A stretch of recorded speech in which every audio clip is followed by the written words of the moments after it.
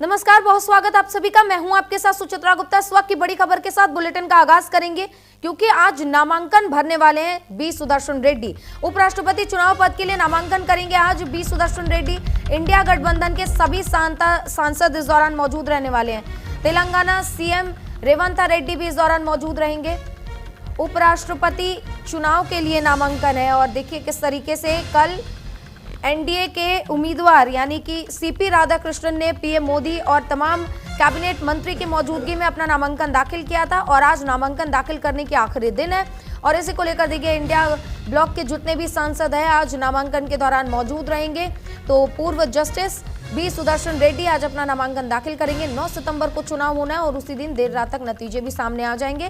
लेकिन इस बार ये बात तो तय है कि देश का उपराष्ट्रपति साउथ से ही होने वाला है क्योंकि दोनों पार्टियों ने साउथ के उम्मीदवार पर दांव खेला है, सीपी राधाकृष्णन और बी सुदर्शन रेड्डी। और आज नामांकन की आखिरी तारीख है। 25 अगस्त को नामांकन वापस लेने की आखिरी तारीख है। 9 सितंबर को चुनाव होना है और पूरे देश की नजर 9 सितंबर को इस चुनाव पर होगी क्योंकि लगातार कई दिनों से अटकलें लगाई जा रही थी कि आखिर देश का अगला उपराष्ट्रपति कौन होगा। इसको लेकर अब सरगर्मियां तेज हो गई हैं क्योंकि महज कुछ ही दिन रह गए चुनाव में। अब लगातार एनडीए विपक्षी सांसदों को भी फोन करके समर्थन मांग रही है। लेकिन इसी कड़ी में देखिए आज ये नामांकन होगा और सभी विपक्षी सांसद नामांकन के दौरान मौजूद रहेंगे। तो हमने देखा था कि कल सीपी राधाकृष्णन जब नामांकन के लिए पहुंचे थे तो प्रधानमंत्री नरेंद्र मोदी पहले प्रस्तावक बने, दूसरे प्रस्तावक राजनाथ सिंह, तीसरे अमित शाह और चौथे केंद्रीय मंत्री लल्लन सिंह बने। हालांकि इन चारों प्रस्तावकों के बाद भी कई कैबिनेट के मंत्री जो थे इस नामांकन में शामिल हुए थे। इसमें जेपी नड्डा शामिल हुए थे, चिराग पासवान शामिल हुए थे, केंद्रीय संसदीय कार्य मंत्री किरण रिजिजू इसमें शामिल हुए थे और भी कई ऐसे चेहरे थे जो कल नामांकन की प्रक्रिया के दौरान उस वक्त वहां पर मौजूद थे। और आज बी सुदर्शन रेड्डी भी अपना नामांकन दाखिल करेंगे। देखिए एनडीए के पास कितनी ताकत है, 427 और विपक्ष के पास 235 अगर हम बात करें कुल मिलाकर। तो इसी के साथ में तमाम जानकारियां क्या है इसको लेकर हमारे सहयोगी आंचल हमारे साथ जुड़ गई हैं, उन्हीं का रुख करेंगे और जानेंगे कि कितने बजे नामांकन की प्रक्रिया होगी और कौन कौन इसमें शामिल होने वाला है। आंचल, क्या जानकारी निकलकर सामने आ रही है, कितने बजे प्रक्रिया के लिए बी सुदर्शन रेड्डी निकलेंगे और कौन कौन शामिल होने वाला है?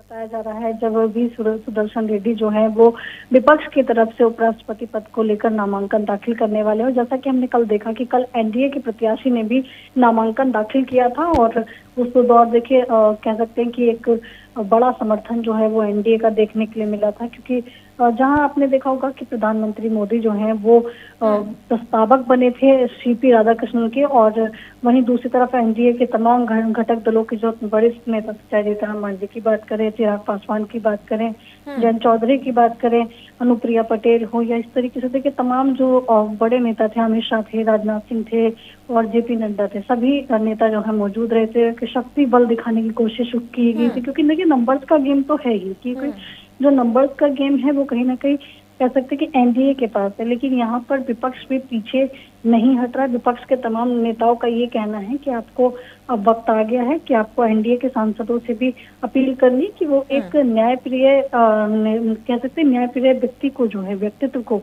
आप उपराष्ट्रपति पद के लिए चुने क्योंकि बहुत बड़ी जिम्मेदारी है और देश के दूसरे व्यक्ति जो है उपराष्ट्रपति कहलाते और ऐसे में ये जिम्मेदारी जो है सही हाथों में जानी चाहिए। इस तरीके के बयान भी विपक्ष के तमाम नेताओं के देखने के मिला। और रही बात आज के कार्यक्रम की तो देखिए आज का जो कार्यक्रम है वो 11:30 बजे का रहने वाला है जहाँ पर भी सुदर्शन रेड्डी जो है नामांकन दाखिल करेंगे। चाहे राहुल का हम बात करें जो कांग्रेस के तमाम वरिष्ठ नेता हैं वो सभी लोग वो इस वक्त मौजूद रहेंगे और नामांकन दाखिल कराएंगे। इसके साथ ही देखिए इंडिया अलायंस के तमाम घटक दल हैं, चाहे उसमें अखिलेश यादव की हम बात करें या फिर देखिए आरजेडी के नेताओं की हम बात करें तो तमाम जो ऐसे इनके घटक दल हैं वो सभी नेता इसमें शामिल रहने वाले हैं क्योंकि बी सुदर्शन रेड्डी जो है उनके लिए विपक्ष का कहना है कि वो न्यायप्रिय व्यक्ति है और कानूनविद रहे हैं तो जाहिर सी बात है कि वो उनका जो एक चरित्र है वो इस पद के लिए बिल्कुल सुटेबल है, अच्छा है। इस तरीके के बयान भी विपक्ष की तरफ से दिए जा रहे हैं। जाहिर सी बात है आंचल, लेकिन आज जब ये विपक्षी सांसद भी शामिल होंगे कहीं ना कहीं ये एनडीए को दिखाने का एक प्रयास होगा कि शक्ति प्रदर्शन जिस तरीके से कल एनडीए ने किया है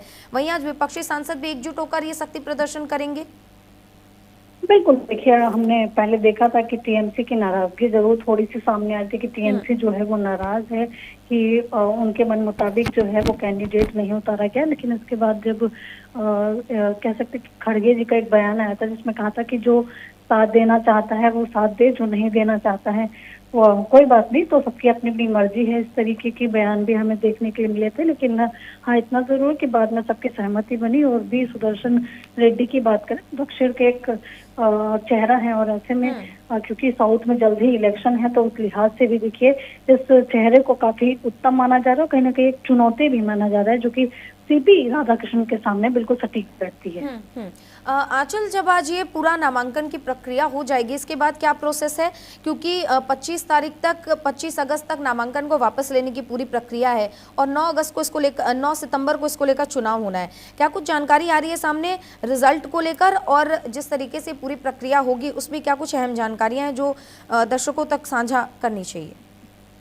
बिल्कुल, देखिए नामांकन दाखिल होता है तो जाहिर सी बात है कि नामांकन वापस लेने का भी एक समय होता है और 25 अगस्त तक आप अपना नामांकन वापस ले सकते हैं। हमने देखा कि कुछ ऐसे नाम भी सामने आ रहे थे जिन्होंने नामांकन दाखिल करने के लिए अपना नाम दिया था। कुछ आम लोग भी थे जो कि कहीं ना कहीं खबरें भी बने। हालांकि देखिए केवल 2 ही नाम जो है वो इस वक्त सामने हैं, जो कि वी सुदर्शन रेड्डी, दूसरे सीपी राधाकृष्णन, जो कि एक दूसरे के सामने हैं। दोनों ही जो है काफी मजबूत कह सकते कि व्यक्तित्व हैं। एक ने कानून व्यवस्था के तौर पर, दूसरे ने देखिए राज्यपाल के तौर पर जो है काफी कमान संभाली है। तो ऐसे में कड़ा मुकाबला रहेगा। 25 अगस्त तक जो है वो नामांकन वापस लेने की प्रक्रिया रहेगी। 9 सितंबर को जो है इस पे मतदान होगा। उसके बाद नतीजे का वक्त है। शाम तक ही देखिए डिक्लेयर हो जाता है कि आखिरकार कौन जो है आ गया। हालांकि देखिए नंबर्स का गेम है तो जाहिर सी बात है कि नंबर गेम जो है वो पूरी तरीके से एनडीए के पास है। लेकिन हाँ, इतना जरूर हमने देखा है कि जेएमएम की हम बात करें तो पिछले जब चुनाव हुआ था राष्ट्रपति को देखिए उन्होंने समर्थन दिया था, यानी कि द्रौपदी मुर्मू के लिए कह सकते हैं कि एक बड़ा समर्थन जो है जेएमएम का नजर आया था। तो अब देखना होगा कि एनडीए के भी जो घटक दल हैं उनमें वो तो सब साथ हैं ही, तो क्या विपक्ष के भी कुछ, इंडिया अलायंस के भी कुछ ऐसे दल हैं जो कि समर्थन करेंगे। विपक्षी सांसदों को फोन करके समर्थन इस दौरान मांगा था, जिसमें मायावती भी शामिल थी, मल्लिकार्जुन खड़गे को भी उन्होंने कॉल किया था। क्या लगता है कि इस चुनाव में क्या कुछ फायदा मिल सकता है?